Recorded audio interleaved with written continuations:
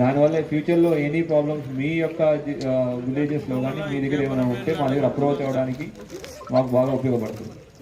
రెండోది, ఈ డ్రగ్స్ అనే భూతాన్ని తవ్వేదాని ప్రయత్నంలో డ్రగ్స్ నుంచి దూరంగా ఉండాలి, మన యొక్క ఆరోగ్యాన్ని కాపాడుకోవాలి, మన భవిష్యత్తుని మనం కాపాడుకోవాలనే ఉద్దేశంతో ఈ స్పోర్ట్స్ని వాడుతున్నాం.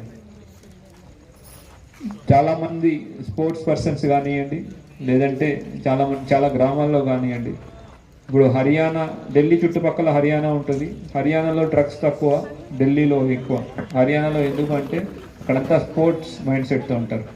కుస్తీ పోటీలు కానివ్వండి, లేదంటే మిగతా అన్నీ అక్కడ ఎక్కువగా ఉంటుంది. సో మన పిల్లలకి ఉన్న ఎక్స్ట్రా ఎనర్జీని, మన దగ్గర ఉన్న ఎక్స్ట్రా ఎనర్జీని ఛానలైజ్ చేసుకోవడానికి ఒక స్పోర్ట్స్ అనేది ఒక ముఖ్య దారి.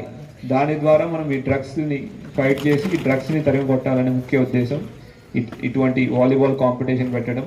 దీని నినాదమే ఇది, say no to drugs, say yes to sports. అంటే డ్రగ్స్ వద్దు, స్పోర్ట్సే ముద్దు అనే కాన్సెప్ట్లో పెట్టాం.